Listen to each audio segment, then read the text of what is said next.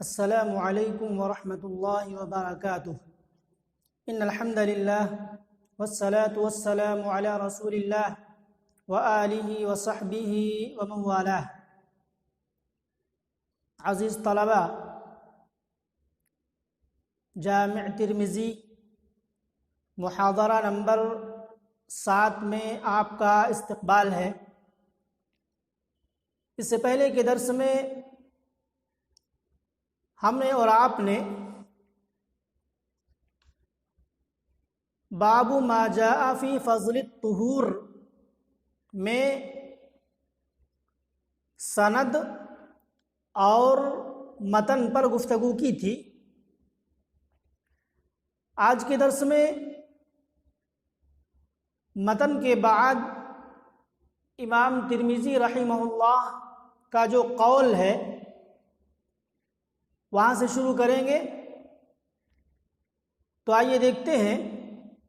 قال ابو عیسیٰ ھذا حدیث حسن صحیح۔ امام ترمذی رحمہ اللہ نے اس حدیث کے تعلق سے کہا کہ یہ حدیث حسن صحیح ہے۔ حدیث کون سی ہے؟ اذا توضأ العبد المسلم او المؤمن فغسل وجهه خرجت من وجهه كل خطيئة نظر إليها بعينيه مع الماء او مع آخر قطر الماء او نحو هذا، وإذا غسل يديه خرجت من يديه كل خطيئة بطشتها يداه مع الماء او مع آخر قطر الماء حتى يخرج نقيا من الذنوب۔ یہ پوری حدیث ہے، متن ہے۔ اس حدیث کے تعلق سے امام ترمذی رحمہ اللہ نے کہا کہ یہ حدیث حسن صحیح ہے۔ اور امام ترمذی رحمہ اللہ جب کسی حدیث کے تعلق سے حسن اور صحیح کہیں تو اس کا کیا مفہوم ہوتا ہے، یہ بات آپ کو معلوم ہے۔ وَهُوَ حَدِيثُ مَالِكٍ عَنْ سُهَيْلٍ عَنْ أَبِيهِ عَنْ أَبِي هُرَيْرَةَ۔ اور یہ حدیث کس کی سند سے آئی ہے جو یہاں پر بیان کی گئی ہے؟ امام مالک یہ سہیل سے روایت کرتے ہیں، اور سہیل یہ اپنے والد ابو صالح سے روایت کرتے ہیں، اور ان کے والد ابو صالح حضرت ابو ہریرہ رضی اللہ تعالی عنہ سے روایت کرتے ہیں، جیسا کہ آپ سند میں دیکھ سکتے ہیں۔ اس کے بعد کہا وَأَبُو صَالِحٍ وَالِدُ سُحَيْلٍ۔ ابو صالح جو ہیں یہ سہیل کے والد ہیں، سہیل بن ابی صالح، تو ان کو ابو صالح السمان کہا جاتا تھا۔ کون ہے؟ ابو صالح السمان۔ تو ابو صالح ان کی کنیت ہے، اور السمان یہ لقب ہے جو ان کے پیشے کی طرف اشارہ ہے، جیسا کہ پہلے بتلایا گیا۔ واسمہ، اور آپ کا نام کیا ہے؟ واسمہ زکوان۔ ابو صالح کا نام کیا تھا؟ زکوان تھا۔ اس کے بعد امام ترمذی رحمہ اللہ نے کہا وابو ہریرہ اختلف فی اسمہ فقالوا عبد شمس وقالوا عبد اللہ بن عمر وہکذا قال محمد بن اسماعیل وهو الاصح۔ امام ترمذی رحمہ اللہ نے کہا کہ ابو ہریرہ کے نام کے سلسلے میں اختلاف کیا گیا ہے، تو کچھ لوگوں نے کیا کہا ہے کہ آپ کا نام عبد الشمس ہے، کسی نے کہا کہ عبداللہ بن عمر، وہکذا قال محمد بن اسماعیل هو الاصح۔ محمد بن اسماعیل بخاری نے کہا کہ عبداللہ بن عمر یہ زیادہ اصح ہے، زیادہ صحیح ہے۔ لیکن اس سلسلے میں جو اختلاف ہے اور راجح قول کے تعلق سے بھی جو اختلاف ہے، وہ ساری باتیں اس سے پہلے کے درس میں آپ کے سامنے آ چکی ہیں۔ آئیے ہم آگے دیکھتے ہیں۔ امام ترمذی رحمہ اللہ نے کیا کہا؟ قال ابو عیسیٰ وفی الباب عن عثمان بن عفان وثوبان والصنابحی وعامر بن عبسة وسلمان وعبداللہ بن عمر۔ امام ترمذی رحمہ اللہ نے کہا کہ اسی باب میں حضرت عثمان بن عفان، حضرت ثوبان اور صنابحی اور عمر بن عبسہ، سلمان فارسی اور عبداللہ بن عمر بن عاص وغیرہ کی حدیثیں ہیں۔ تو تو یہ امام ترمذی رحمہ اللہ کا خاصہ ہے، جسے آپ ابتدائی دور کی تخریج بھی کہہ سکتے ہیں۔ امام ترمذی رحمہ اللہ حدیث بیان کرنے کے بعد اشارہ کرتے ہیں کہ اسی باب میں فلاں فلاں کی بھی حدیثیں ہیں، تو بتلایا، اشارہ کیا کہ اس باب میں 6 صحابہ کرام کی حدیثیں مزید ہیں، جن میں نمبر 1 عثمان بن عفان، نمبر 2 ثوبان، نمبر 3 صنابحی، نمبر 4 عامر بن عبسہ، نمبر 5 سلمان فارسی، اور نمبر 6 عبداللہ بن عمر بن عاص۔ تو حضرت عثمان بن عفان والی حدیث کی جہاں تک بات ہے تو اس کی تخریج امام بخاری اور مسلم رحمہ اللہ نے ان الفاظ کے ساتھ کی ہے۔ کیا ہیں حدیث کے الفاظ؟ قال قال رسول اللہ صلی اللہ علیہ وسلم۔ امام بخاری اور مسلم رحمہم اللہ دونوں نے الگ الگ اپنی کتاب میں کہا کہ اللہ کے رسول صلی اللہ علیہ وسلم نے فرمایا، من توضأ فأحسن الوضوء خرجت خطاياه من جسده حتى تخرج من تحت اظفاره۔ یہ حدیث کے الفاظ ہیں جو امام بخاری اور مسلم کے یہاں ہیں حضرت عثمان بن عفان کی حدیث کے۔ رہی بات ثوبان کی حدیث کی، تو اس حدیث کی تخریج، ثوبان کی حدیث کی تخریج امام مالک، امام احمد، امام ابن ماجہ، امام دارمی نے اپنی کتابوں میں کی ہے۔ اور صنابحی کی حدیث کی جہاں تک بات ہے تو اس کو امام مالک نے اور امام نسائی، اسی طریقے سے امام ابن ماجہ، امام حاکم سب نے تخریج کی ہے اور کہا ہے کہ یہ بخاری مسلم کی شرط کے مطابق صحیح ہے، امام بخاری مسلم کی شرط پر صحیح ہے اور اس کے اندر کوئی علت نہیں ہے۔ اس کے بعد صنابحی کے بارے میں کہا کہ صنابحی یہ مشہور صحابی ہیں۔ اس نے کہا، امام منذری نے اپنی کتاب الترغیب میں کہا کہ صنابحی جو ہیں وہ مشہور صحابی ہیں۔ اور رہی بات حضرت عامر بن عبسہ کی حدیث کی، تو ان کی حدیث کی تخریج امام مسلم رحمہ اللہ نے کی ہے۔ اور سلمان کی حدیث کی جہاں تک بات ہے، سلمان فارسی کی، تو اس کی تخریج امام بیہقی نے اپنی کتاب شعب الایمان کے اندر کی ہے، جس کے الفاظ اس طرح سے ہیں، اذا توضأ العبد تحاتت عنہ ذنوبہ، جب بندہ وضو کرتا ہے تو اس سے اس کے گناہ ایسے ہی جھڑتے ہیں، کما تحات ورق هذه الشجرہ، اس طریقے سے اللہ کے رسول نے اشارہ کر کے بتلایا کہ اس درخت کے پتے جھڑ رہے ہیں۔ تو یہ الفاظ ہیں کس کی حدیث کے؟ سلمان فارسی کی حدیث کے۔ اور عبداللہ بن عمر بن عاص کی حدیث کی جہاں تک بات ہے تو شارح ترمذی عبد الرحمن المبارکپوری رحمہ اللہ کہتے ہیں کہ مجھے یہ حدیث نہیں ملی کہ کہاں پر ہے، کس نے روایت کی ہے۔ اور عبد الرحمن المبارکپوری رحمہ اللہ فرماتے ہیں کہ جن صحابہ کرام کے نام بیان کیے، یعنی 6 صحابہ کرام کی حدیثیں یہاں پر بیان کی گئی ہیں، جن کی طرف امام ترمذی رحمہ اللہ نے اشارہ کیا ہے، کہا کہ ان کے علاوہ دوسرے صحابہ کرام سے بھی یہ حدیث مروی ہے، جن کو امام منذری نے اپنی کتاب ترغیب کے اندر اور امام حیثمی نے اپنی کتاب مجموع الزوائد کے اندر بیان کی ہے، جس کی طرف رجوع کیا جا سکتا ہے۔ اس کے بعد وفی بعض النسخ القلمية الصحيحة والصنابحي هذا الذي روى عن النبي صلى الله عليه وسلم في فضل الطهور وهو عبد الله الصنابحي۔ تو بعض قلمی صحیح نسخوں کے اندر ہے، ممکن ہے آپ کی کتاب میں نہ ہو، اس لیے کہ صحیح قلمی نسخے جو ہیں اس میں یہ عبارت بھی مذکور ہے، کیا؟ وَالصُّنَابِحِيُّ هَذَا الَّذِي رَوَى عَنِ النَّبِيِّ صلی اللہ علیہ وسلم فی فضل الطہور هو عبد اللہ الصنابحی۔ کیا موجود ہے پرانے قلمی نسخے میں کہ یہ صنابحی جنہوں نے اللہ کے رسول صلی اللہ علیہ وسلم سے طہارت کی فضیلت کے سلسلے میں حدیث روایت کی ہے، وہ کون ہے؟ عبداللہ الصنابحی ہے، عبداللہ الصنابحی۔ اصل میں بیان کرنے کا مقصد زور دے کر کے یہاں پر صرف یہ ہے کہ صنابحی کر کے کئی ایک راوی ہیں، لہذا سمجھنا بہت ہی ضروری ہے۔ تو کیا موجود ہے پرانے قلمی نسخے میں کہ امام ترمذی رحمہ اللہ نے کہا کہ یہ صنابحی جو اس باب میں یعنی طہارت کی فضیلت کے باب میں اللہ کے رسول سے حدیث روایت کرتے ہیں، یہ کون ہے؟ عبداللہ الصنابحی ہیں۔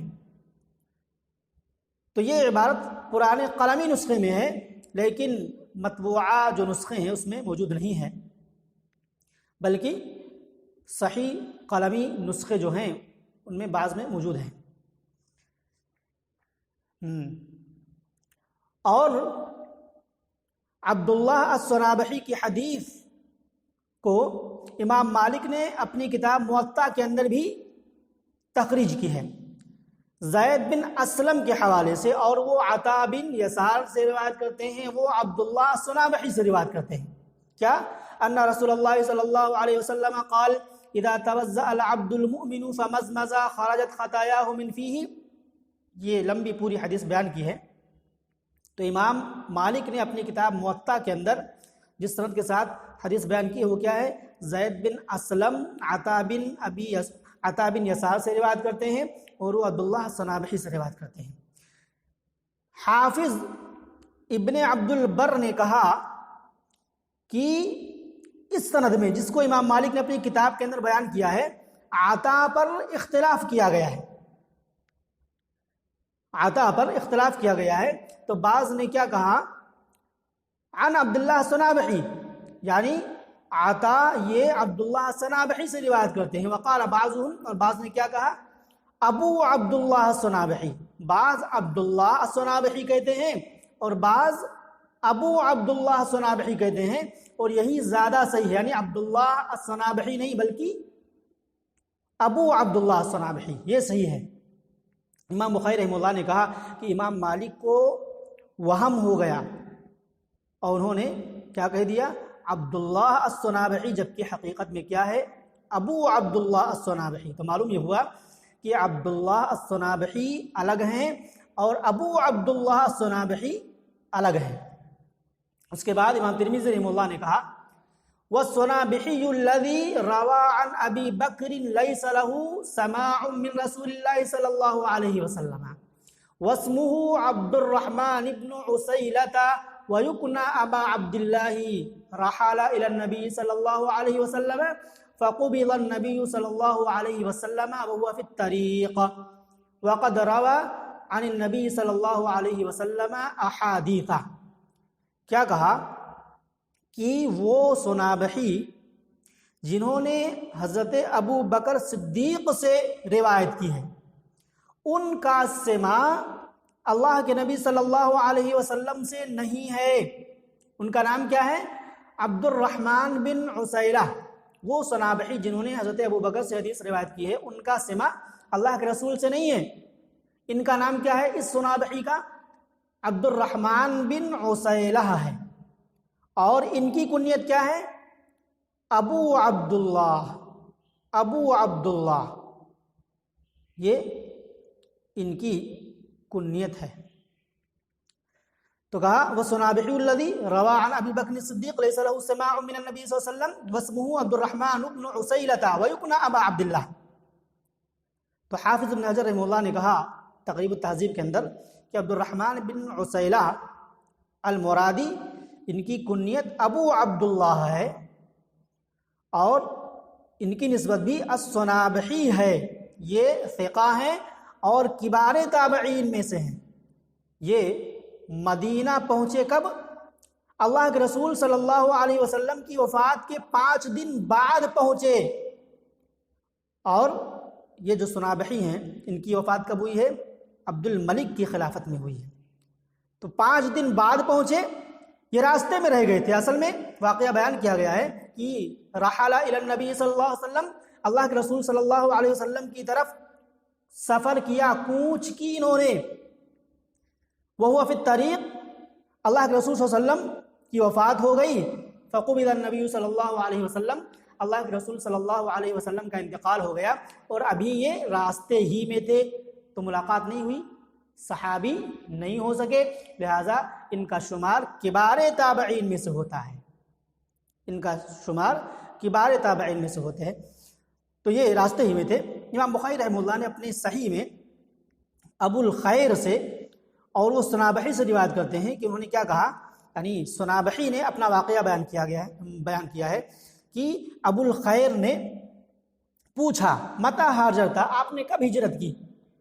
تو صنابحی نے کیا کہا کہ ہم یمن سے ہجرت کرتے ہوئے نکلے تو ہم جحفہ آئے، تو ایک سوار ہمارے سامنے آیا، تو ہم نے اس سے پوچھا کہ کیا خبر ہے، تو اس سوار نے بتلایا کہ دفن النبی صلی اللہ علیہ وسلم منذ 5، ہم نے اللہ کے رسول صلی اللہ علیہ وسلم کو 5 دن پہلے ہی دفن کر دیا۔ تو یہ خبر اس سوار نے دی، تو اس طریقے سے یہ راستے میں رہ گئے اور اللہ کے رسول سے ملاقات نہیں ہوئی۔ اس کے بعد کیا کہا کہ انہوں نے اللہ کے رسول صلی اللہ علیہ وسلم سے بہت ساری حدیثیں روایت کی ہیں۔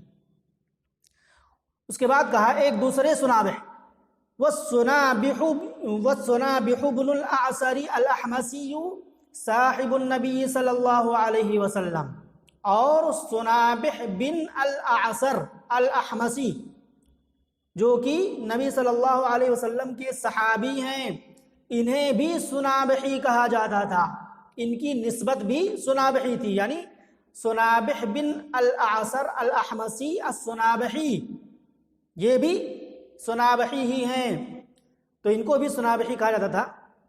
حافظ ابن حجر رحمہ اللہ نے تقریب میں کہا کہ صنابح صاد کے ضمہ کے ساتھ اور اس کے بعد نون ہے، صنابح بن الاعصر الاحمسی، یہ صحابی ہیں اور انہوں نے کوفہ میں سکونت اختیار کی، اور جنہوں نے کہا ہے ان کے سلسلے میں الصنابحی فقد وہما، تو اسے وہم ہو گیا، تو یہ صنابح بن الاعصر ہیں، صنابح بن الاعصر، اور انہی کی حدیث ہے کیا،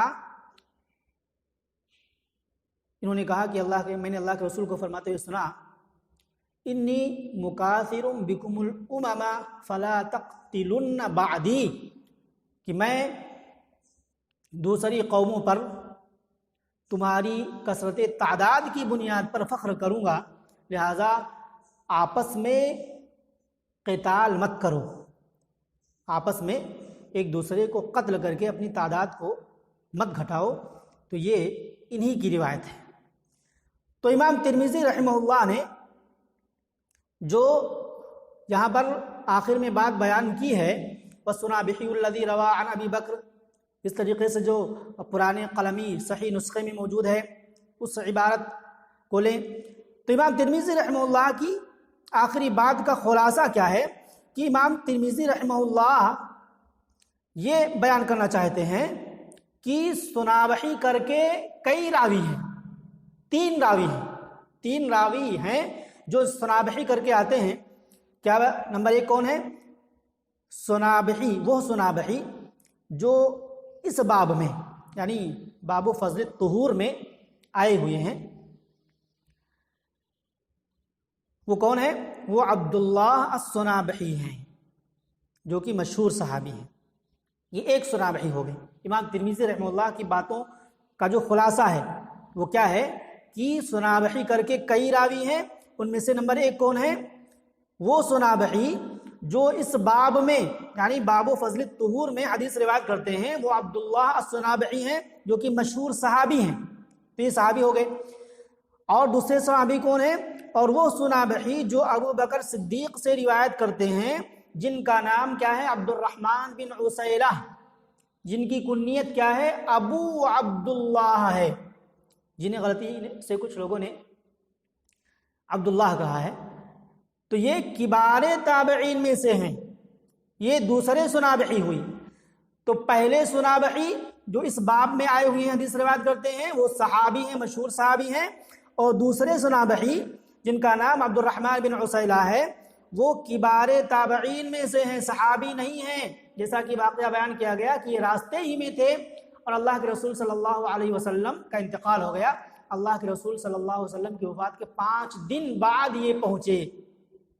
اور تیسرے سنابحی کون ہیں؟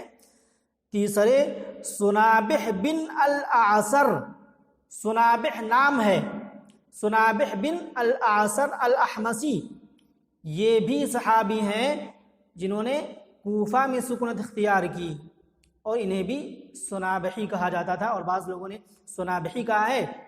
تو حافظ بن حجر رحمہ اللہ نے کہا کہ وہ وہم کا شکار ہو گئے کہ نام سنابح ہے تو انہوں نے سنابحی کہہ دیا۔ تو سنابح بن الاعصر الاحمسی یہ صحابی، تو معلوم یہ ہوا کہ 3 سنابحی نام کر کے ہیں، نسبت کر کے ہیں، جن میں سے 2 صحابی ہیں اور ایک کیا ہیں؟